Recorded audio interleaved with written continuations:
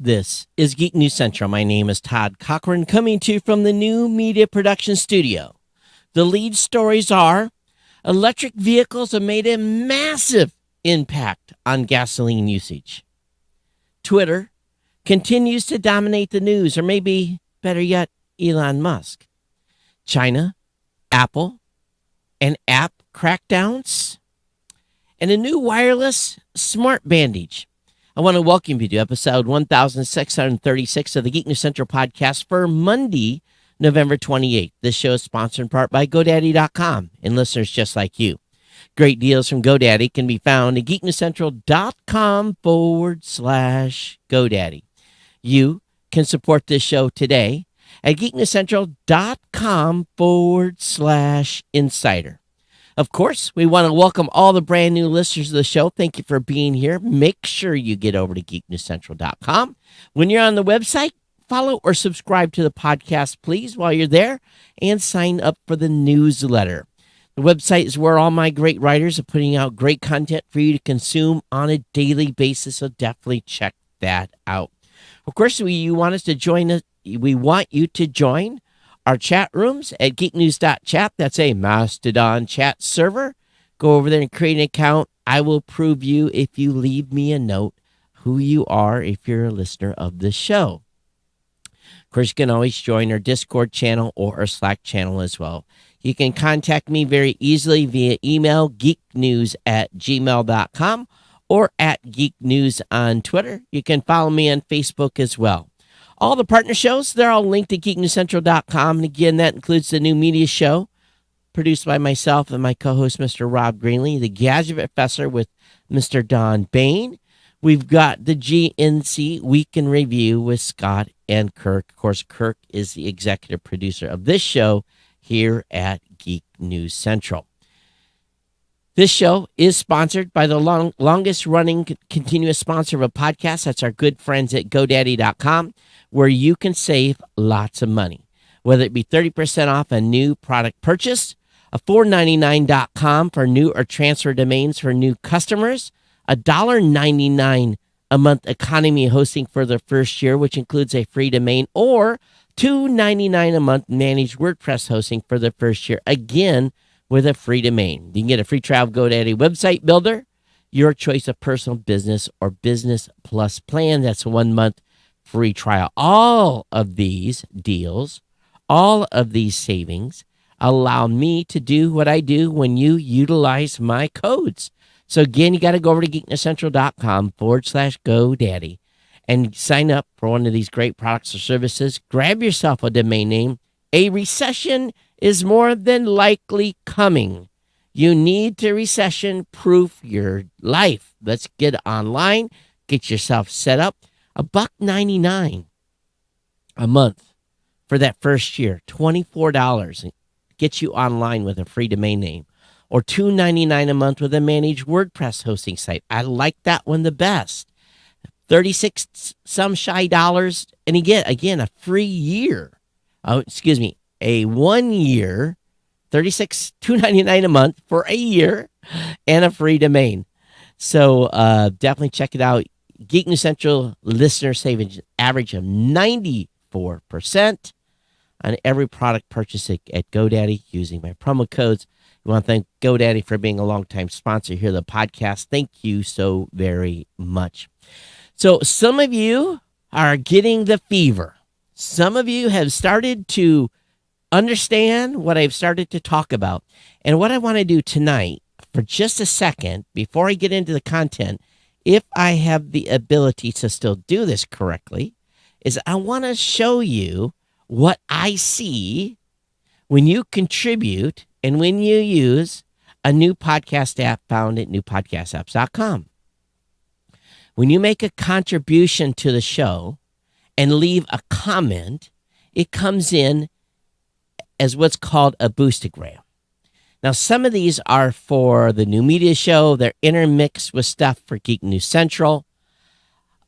It just goes on and on. I got a number of donations, and it's really awesome to see this. But the most important part about this is I can actually even see when someone has been listening to the show via an app. So we got user Bry Guy via Fountain, 10 sats, 10 sats, 10 sats, 10 sats. So he's doing 10 sats a minute listening to the podcast.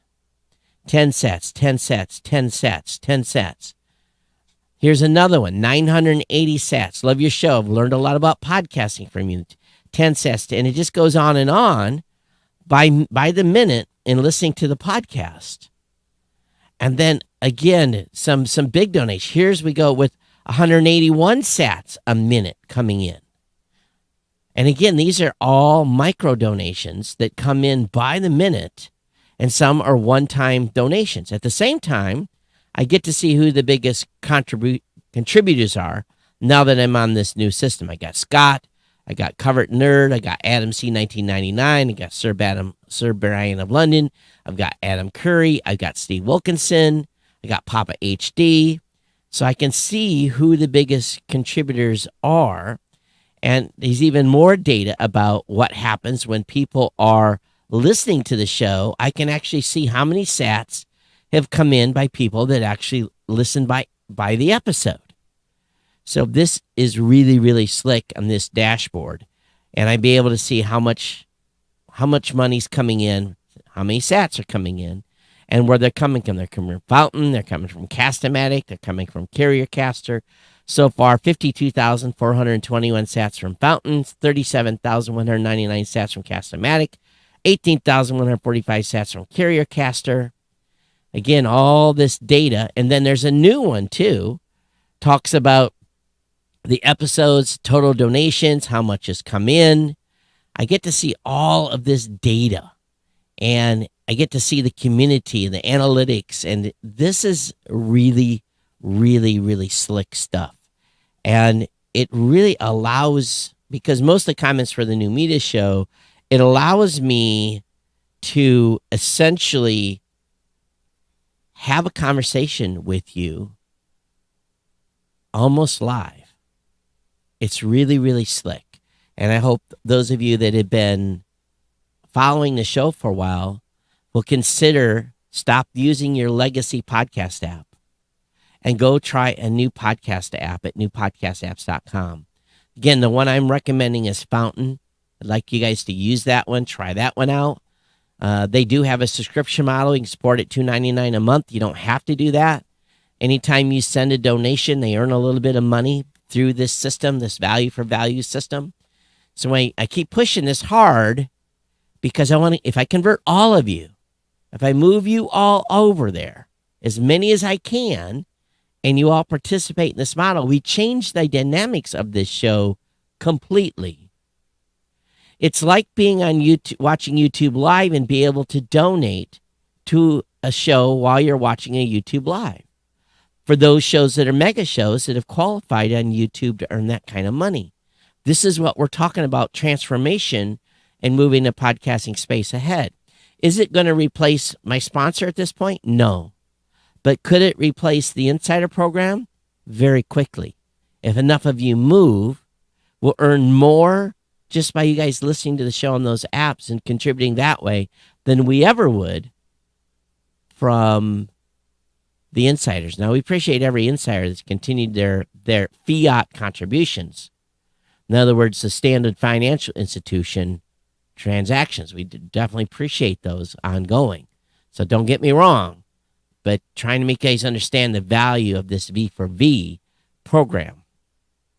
And if I'm delivering value, you guys will give me value in return. If I'm not, you'll not give me value back. Again, I've got an opening on the GNC network. If you're thinking about doing a podcast, please consider sending me an email. Let me know that you'd like to do something. Thanksgiving was relaxing, had a great time with the family, absolutely chilled out, hung out with some friends, had a few drinks, watched a bunch of television. Sunday I did some work, but it was good. No complaints. Had a great 4 days off, come back here with a recharge. So just let's talk a little bit about the schedule for the show. Everything is a full go here for the next 2.5 weeks. We're going to be fully on, rocking it for the next 2.5 weeks. And then for about a week and a half, I probably take a little time off. But other than that, we're rocking hard here all the way up to in around the holiday period. But anyway, that's enough on that. I've spent enough time just chit-chatting with you guys. But I just wanted to fill you in. Hey, if you're watching on Facebook, make sure you check in and say hello. If you're on YouTube, wherever you may be, please say hi.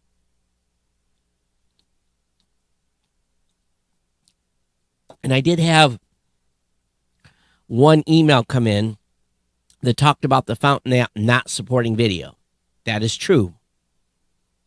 So it is primarily an audio app right now. So if you're watching the show on a video, you'll have to, some of the podcast apps do support video, but most of them are not via the mobile device at this time.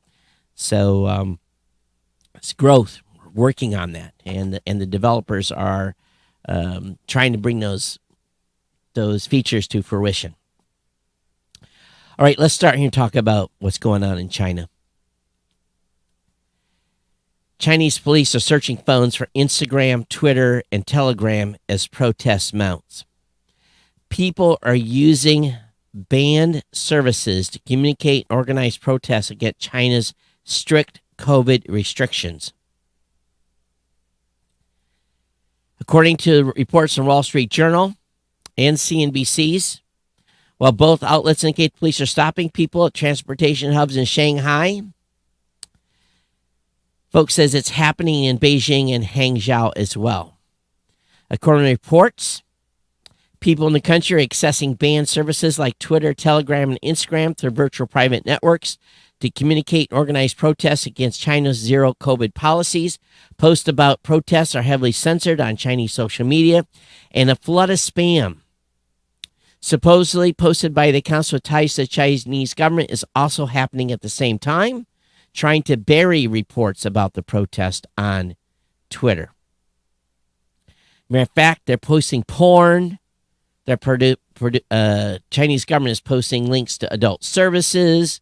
They're doing anything they can in those cities to drive the news on Twitter down and flood. Now, Twitter's aware of this, and they've started aggressively going after these accounts that are doing this. But in the capital city, authorities are writing down personal information anyone they catch with foreign apps and giving them a warning. If they face resistance, police say they could report the person. These stops can occur anywhere, such as in the streets and at mall entrances. Chinese police are also threatening to arrest people for not deleting photos of the protest. And, of course, protests erupted throughout China and Hong Kong after a fire in an apartment building in China's Xinjiang province killed 10 people on Friday. And why? Because they are welding doors shut in these complexes. People cannot leave. They're locking them into buildings. The fire took 3 hours to put out, and one resident told the BBC that the authorities controlled when they were allowed to leave their homes. Last week, violent demonstrations at Foxconn's iPhone City broke out after the workers who had been under a strict COVID lockdown for weeks found out their bonus payments would be delayed. Now, here's the thing. Is Apple helping the Chinese authorities by doing some of the things they have done by limiting airdrops? Are phone manufacturers here in the United States limiting or preventing information to be spread by Chinese dissidents? Censorship is real, ladies and gentlemen. And we may have American companies that are assisting with that censorship. And that should trouble you. It troubles me greatly. So I've got some thoughts on what's going on. I've got some thoughts on some things that are happening involving Twitter and maybe Apple having a little hissy fit and maybe getting ready to remove the Twitter app from the iPhone. And that is a good question on why would they do that. And if they do, we have to seriously ask, We have to seriously ask, are we being controlled? Are companies that operate in the United States actually not for freedom of speech? At what point are we all willing to give up liberties for the benefit of companies that are making lots of money off us? I don't think I am. And the sooner people wake up, the better. Am I going too far? I'm concerned. You know, if you think back 30 years ago, who do we get the news from? And maybe those of you that weren't alive don't know. ABC, CBS, NBC. That's where we got our news from. We got it from a local newspaper. And they drove the narrative, even in those days, of what we heard about what was going on in the world and the spin that they put on it.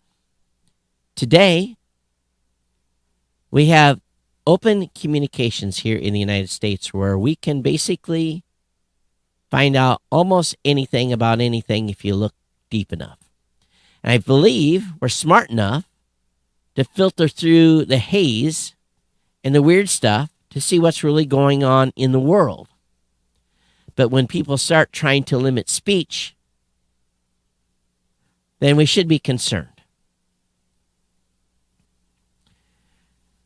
I don't like it as much as you guys don't like it, but hate speech per se, believe it or not, is protected by the U.S. Supreme Court. Words have consequences. If you say something that is out of line, you're going to pay that price, a penalty for that, either in being sued, called out, canceled. So I think in today's world, we have the ability to stand up to voices that are wrong and say you're wrong. But do we need companies deciding for us what's wrong? If COVID taught us anything, the narrative isn't always as it seems or as what the government wants it to seem. So when you hear that the Chinese police are searching phones for Instagram, Twitter, and Telegram, why are they doing that? They're doing that because the people are getting the word out about what's really going on and not having the government control the messaging. So when a company says we're going to remove an app, are they trying to control the messaging here and abroad? You have to wonder, don't you? I do.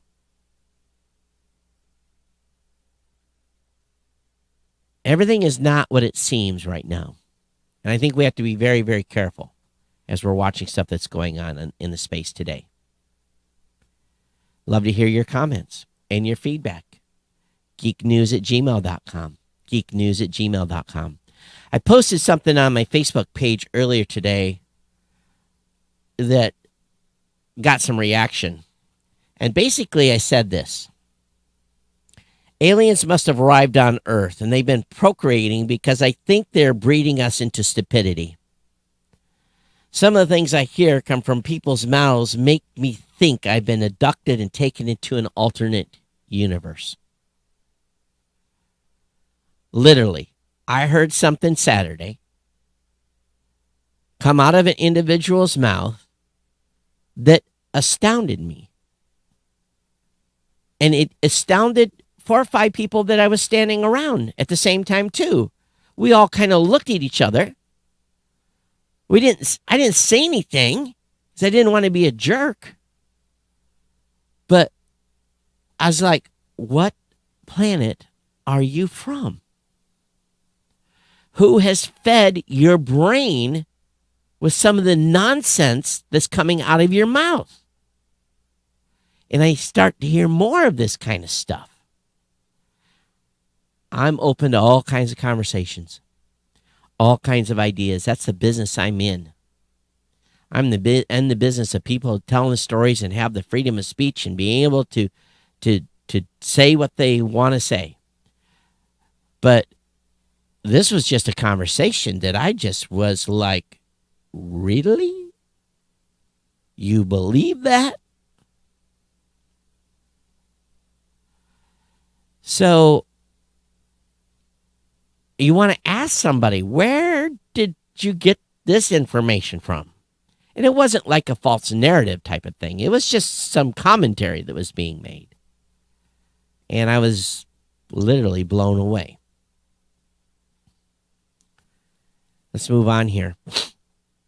Well, we talked about the bots spamming Twitter with porn, which buried news about the COVID-19 protest. And again, Twitter was working on that within a few hours of it starting to happen.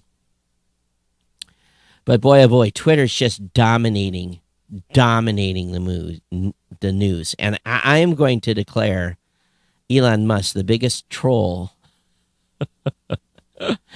in the space of 2022. Because Elon posted a picture, supposed picture, of his bedside table featuring 2 guns, 4 caffeine-free Coke cans, and a picture of George Washington. Now, people lost their mind. The gun that looked looked horrible, and a lot of people freaked out on, was a prop, was a movie prop. Don't know about the flintlock revolver that he had. It would be something, one of those type of revolvers that you would use in a duel of olden times. But people lost their minds on this tweet. I think I'm going to post a picture of my bedside table and see if I get any kind of reactions from it. I think on my bedside table I have a lamp, CPAP machine, a safe. What else?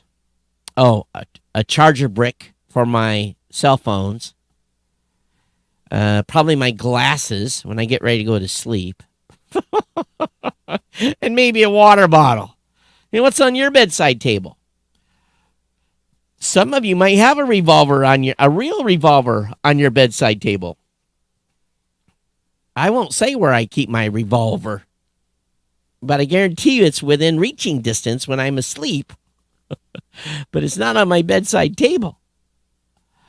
But people lost their minds on this, and they were analyzing his bedside table.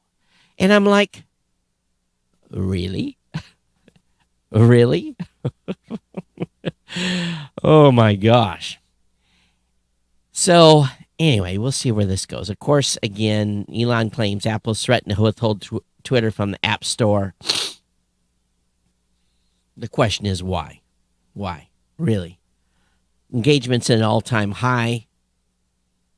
It's been amazing to see people over there in conversations that we have not had in threads I've not seen in years. My @GeekNews Twitter account has gotten more likes, more retweets, more hearts, more comments in the past month than it has in 10 years. Why? I'm not posting all that much more over there. Why? Why is that? I'll let you all do your own thinking on that. He also says that the user signups are all-time high and touts features of everything. Says that signups are averaging 2 million per day in the last 7 days as compared to the same week in 2021. He said active user minutes were at a record high, averaging nearly 8 billion active minutes per day in the last 7 days as of November 15th, a 30% increase to the same week. Hate speech impression decreases as of November 13th compared to October last year. Reported impersonations on the platform spiked earlier this month before in the wake of the Twitter Blue launch, according to Musk. He said he sees Twitter exceeding 1 billion monthly users in 12 to 18 months. Although advertisers are leaving in droves, largely because a lot of groups are upset that they have re-implemented the former President Trump's account, which I don't think has even had a tweet put on it. And, of course, a lot of people quit at Twitter because they couldn't handle the work hours. So, anyway, interesting how Twitter continues to dominate the moves. And he also thinks he might go to 1,000 characters. I don't know if that would be a good idea, but hey, we'll see. All right, a new wireless smart bandage accelerates chronic wound healing. This is very interesting.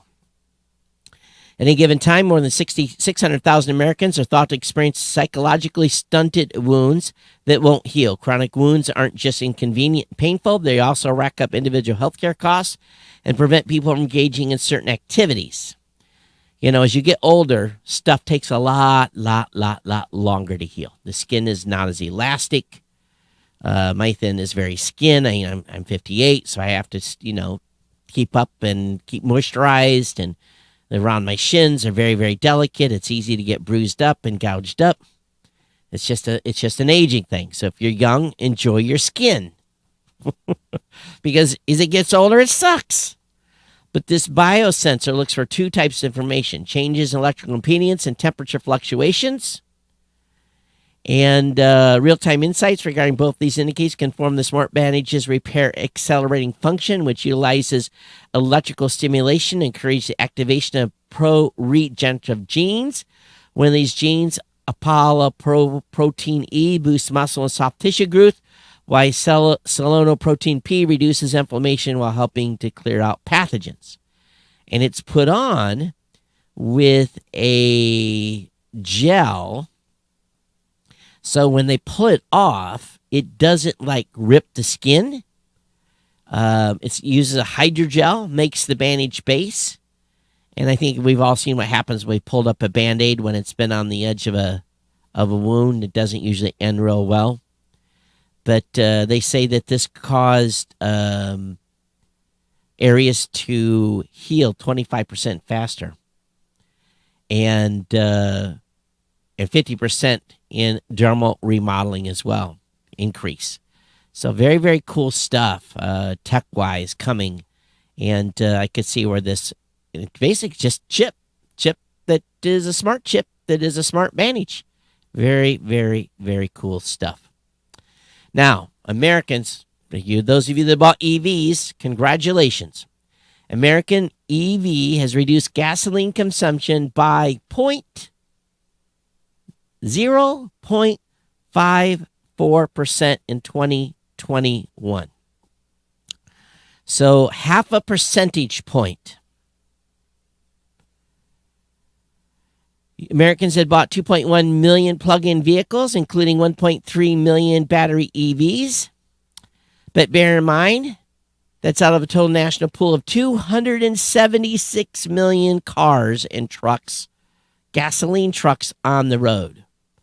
2.1 million plug-in vehicles of a total vehicle pool of 276 million. And gasoline consumption was reduced by 0.54%.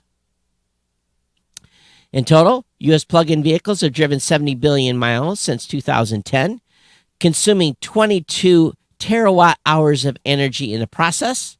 That displaced the use of more than 2.5 billion gallons of gasoline and 19 million tons of greenhouse gases. Although the context, the U.S. consumed about 369 million gallons of gasoline a day in 2021. So you've saved 2.5 billion gallons since 2010, but we consumed 369 million gallons a day.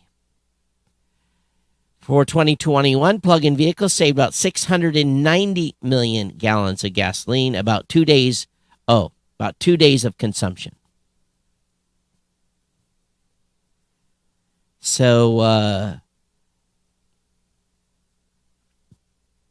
but they did not factor in how much energy it caught.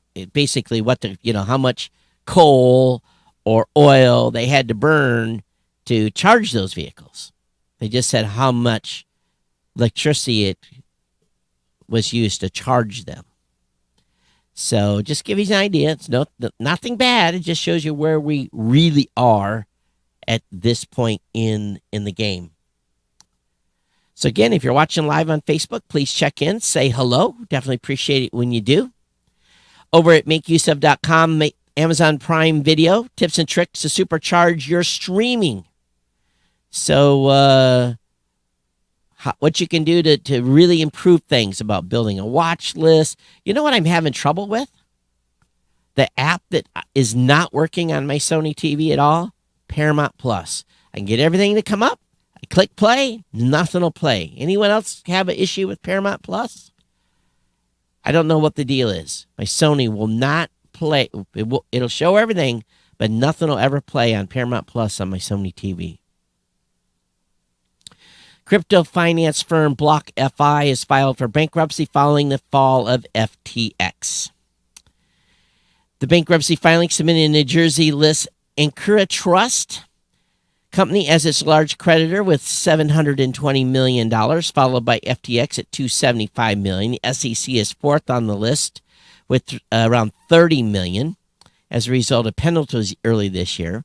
They say it currently has $256 million of cash on hand, which is expected to provide sufficient liquidity to keep the company up and running while it restructures its businesses.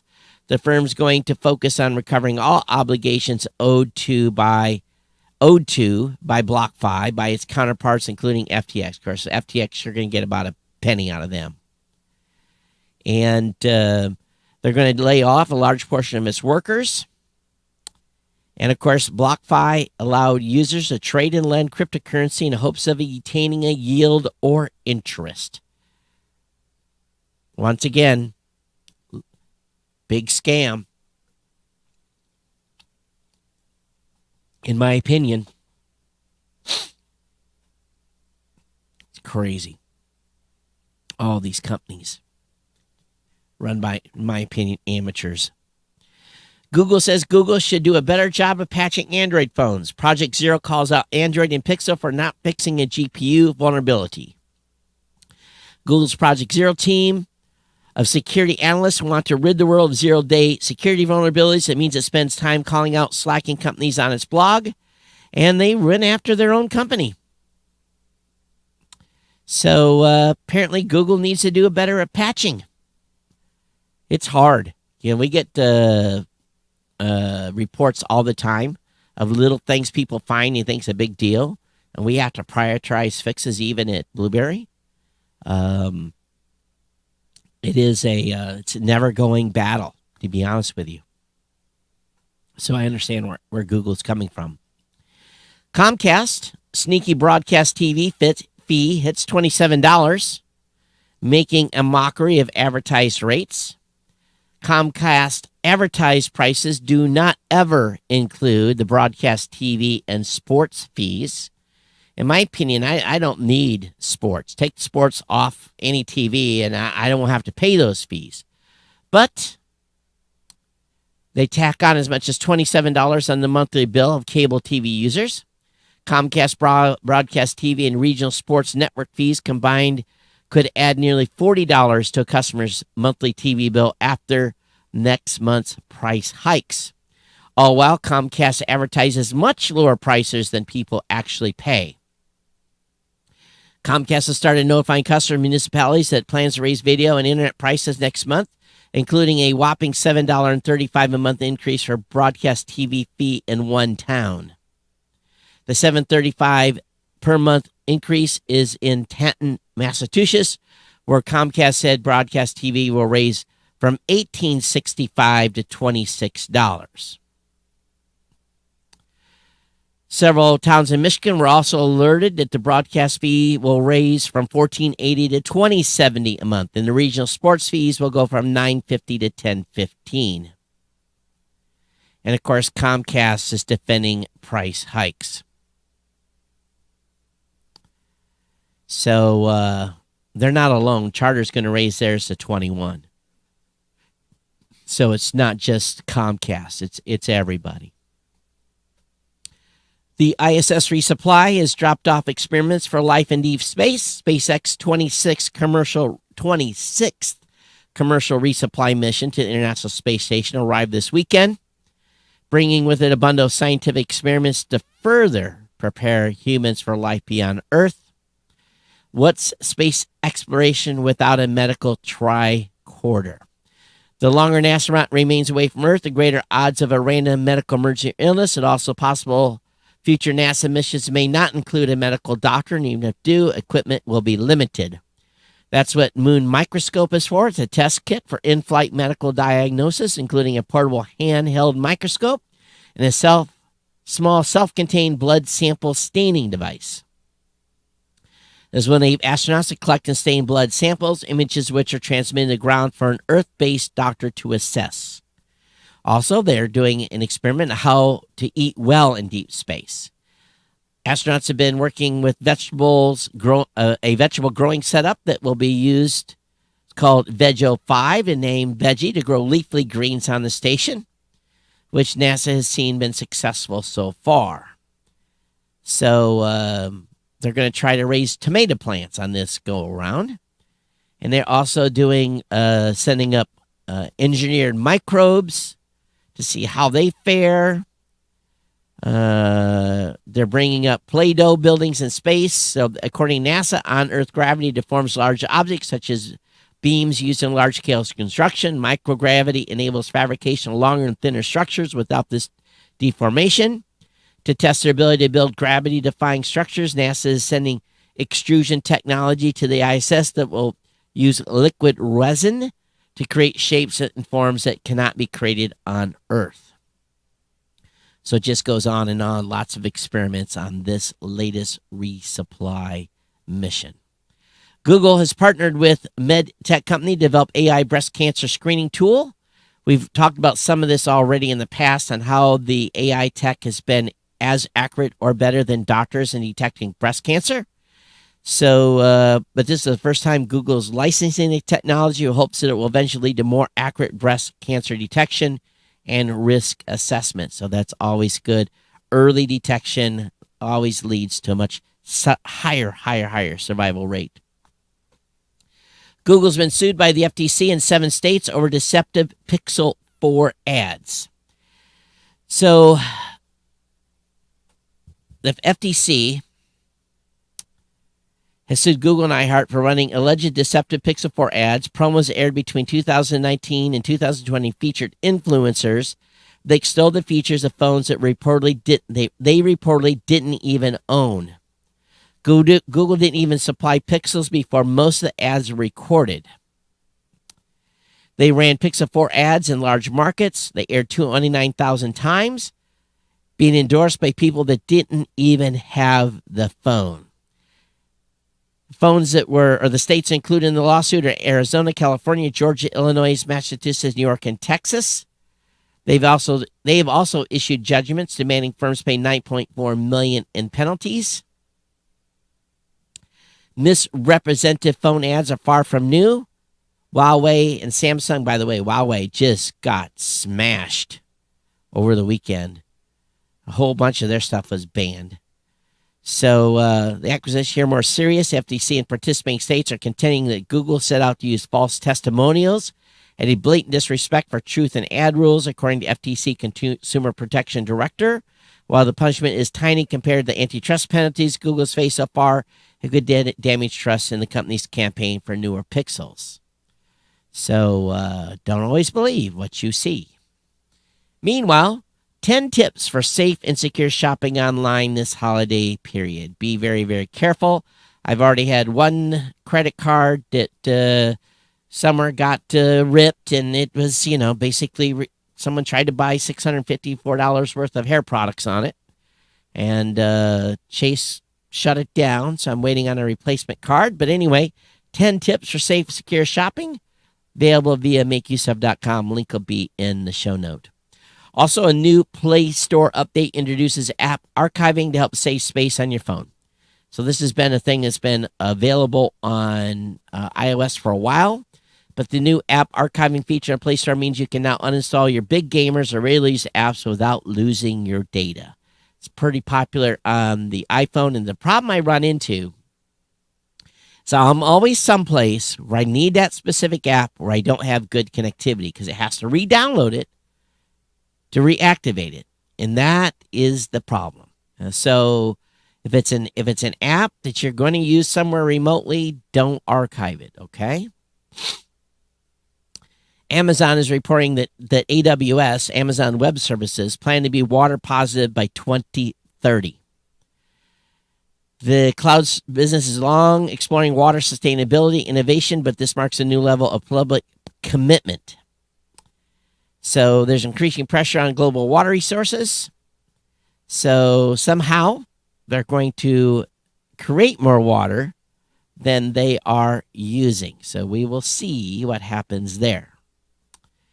Also, earlier this year, before Elon took over, a Twitter data leak exposes over 5.4 million accounts. The dump includes private phone numbers and email addresses. So they were stolen earlier this year via an API vulnerability.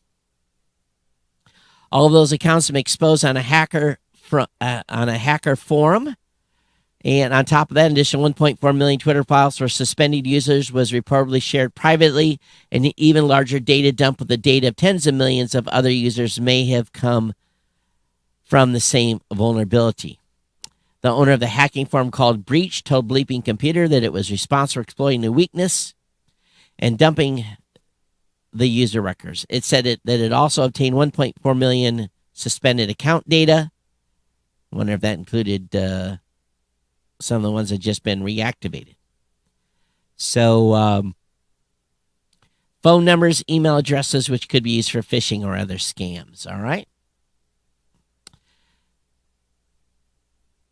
Over on the Register, they're reporting telecom networks could provide next-gen GPS services without the need for satellites. It's interesting. A recently published research paper proposed a system for terrestrial positioning that could give greater accuracy than using existing satellite-based systems and could potentially be incorporated into future mobile networks. We know that GPS systems like GLONASS and Galileo are widely used for applications such as navigation, but they do not always work in dense urban environments due to building interference. The paper, Hybrid Optical Wireless Network for Decimeter Level Terrestrial Positioning, published in Science Journal, described an alternative terrestrial positioning system that is independent of satellites and claimed to offer superior performance. So basically, it's just triangulation. And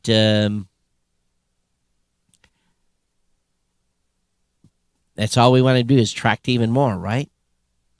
So I'll have a link up in the show notes for those of you that like to dig deep in the weeds on this kind of stuff. Meta has scored a $200,000 default win against alleged peddler of Instagram likes.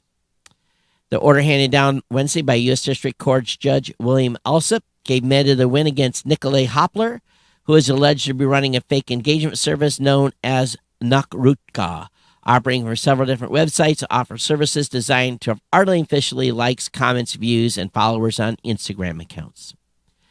So, big win for Meta on that one. Lots of services do that for podcasting too. Lots of people go and hit play. People still buy plays and downloads on the internet for podcast stuff too.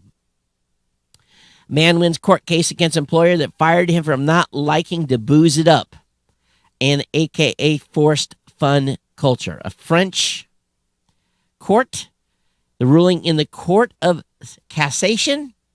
Oh my gosh, Cassation, Cassation, an appellate court in the highest in France says that the man, referred only to as Mr. T, was sacked by Cubics Partners in 2015 after 4 years at the company for professional incompetence.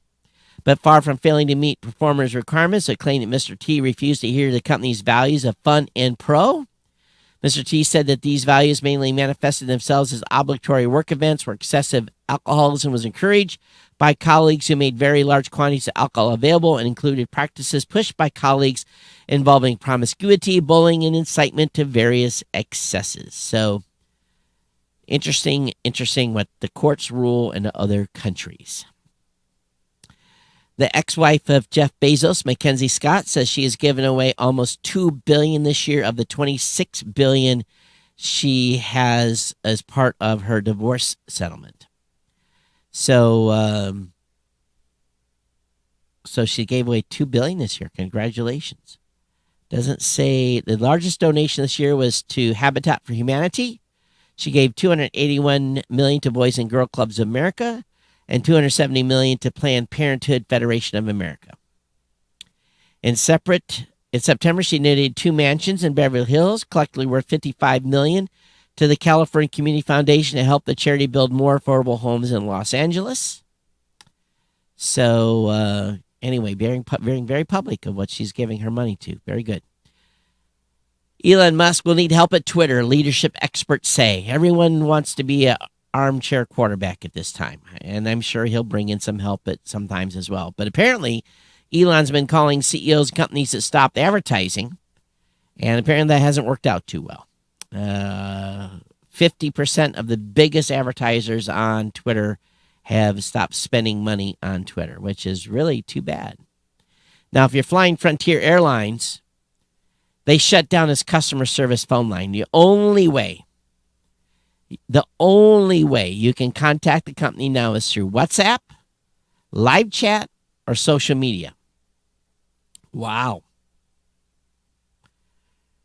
If you want to talk to someone about your reservation, you have to do it through WhatsApp or its live chat on its website. Wow. Wow, that's amazing. You can't talk to anybody. This follows the company's November 15th investor presentation, which states that one-to-one voice calls are unscalable, inefficient, and expensive, and suggests implementing a 3-to-1 live chat that would have one agency servicing 3 customers at a time. Well, I'm sure that works out well. Think of the most obscure question a customer might ask, and that would take a call center agent many, many minutes to research and find an answer for. The chatbot can answer that very quickly. Huh. All right. Good luck on flying on Frontier. And finally today, the most interesting story really of the week. Or maybe the month. Probably not for the year. Listen to this. A Florida woman is suing Kraft Heinz Food Company for $5 million, claiming they misled the public about the time it takes to prepare Velveeta microwavable mac and cheese. Anna Ramirez, listed as the plaintiff, which alleges Kraft violated federal laws by saying Velveeta shells and cheese cups take 3.5 minutes to prepare. She says, 3.5 minutes? The lawsuit describes a cooking process. First, consumers must remove the lid and cheese sauce pouch. Next, they must add water to fill line in the cup and stir. Third, they have to microwave uncovered on high for 3.5 minutes and do not drain. Finally, they should stir in the contents of the cheese sauce pouch. Defendant notes then the cheese sauce will thicken upon standing. Consumers seeing ready in 3.5 minutes will believe it represents the total amount of time it takes to prepare the product, the suit states, meaning that from the moments unopened to the moments ready for consumption. Lawsuit claims she bought the product for a premium price of $10.99 between October and November, among other times. $5 million in damages because it took her longer than 3.5 minutes to create and eat her mac and cheese. I guess that's not the mac and cheese life, is it? My. All right, so hang on a second here. I've got some email that has come in. Do not leave.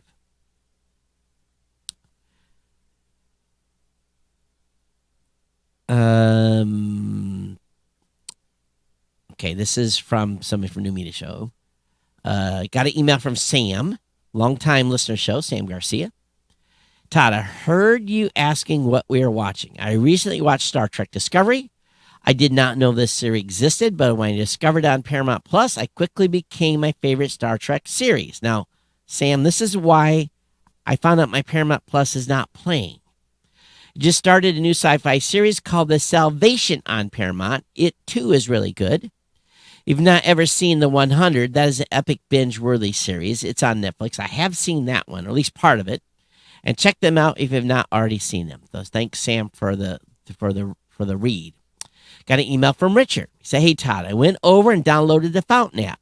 My only issue is it doesn't support video streaming. Or if it does, I can't figure out a way to get it to show the video portion of the podcast." Yeah, Richard, it's audio only at this point. So sorry about that. Let's see here. I think that was it. So yeah, a few emails came in. And again, you can send the show an email very, very simply. geeknews@gmail.com. Hey, Toby, thanks for checking on the live. Appreciate it. geeknews@gmail.com. Really, several ways you can support the show. geeknewscentral.com/insider. You're going to see several links there. You're going to see a PayPal donation link. You're going to see a place to go to my Get Alby page to donate manually via, if you want to send Satoshis over manually without using any of these apps, or use a new podcast app, stream by the minute. You send 10 Satoshis a minute, whatever you want, or do one-time boostograms through those apps. There's also commentary conversations that go in back and forth there as well. So you can get your own wallet. Get Alby to get GETALBY.com. Works for listeners, for podcasters, whoever. You can go over there and get yourself a wallet. Put some Satoshis in it. Use it to fund other stuff. But anyway, it's been my pleasure to bring you the podcast today. Be back with you on Thursday for another edition of the show. I know you're probably getting sick of me talking about this value for value stuff. I'm all in on this. I'm all in because I have to figure out how this works and how you all react to it, because I have to sell this to the thousands of podcasters that work at Blueberry, who will then in turn have to sell this to their audience and make them understand what this model means. This is a model, again, that allows you to make micro donations without incredibly high transaction fees. If you're sending $100, it doesn't matter. I'll pay the 50, 60 cents to get that money. But if you want to send $1, I can't afford to do 50 cents of that transaction fee going to PayPal. This is where this works. All right. Okay. I'm going to get out of here. Again, thank you for being here. Thank you for supporting the show. Again, we're going to continue to get you guys trained up. Send your feedback as well. It's been my pleasure to bring you the podcast. We're streaming all over the place, just everywhere you're on social media. We're live right now to watch the show. And really, we've been getting started. Today was early. I had everything in at about 5 o'clock when I'd started work early this morning because of mix up with car repairs. I was in the office at 7 this morning, so I was able to get the show prep done early and be able to get out of here. So anyway, it's my pleasure bringing the podcast. Thank you for being here. Thank you for being fans of the show. Thank you for your ongoing support. It's been my pleasure to bring you the show. We'll see you back here on Thursday. Everyone take care. We'll see you next time here on the Geek News Central podcast. Take care. Bye-bye.